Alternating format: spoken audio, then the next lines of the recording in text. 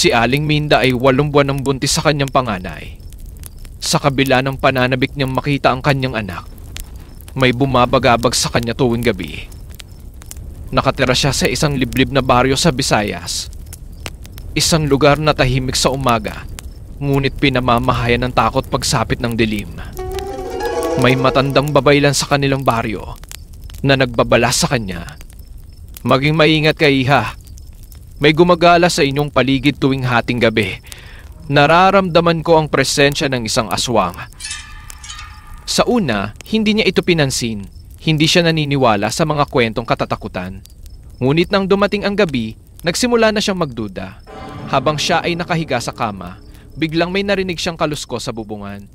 Para itong mabigat na bagay na marahang gumagalaw, tila may mga kuko na humahagod sa kahoy. Takbo, Pilo!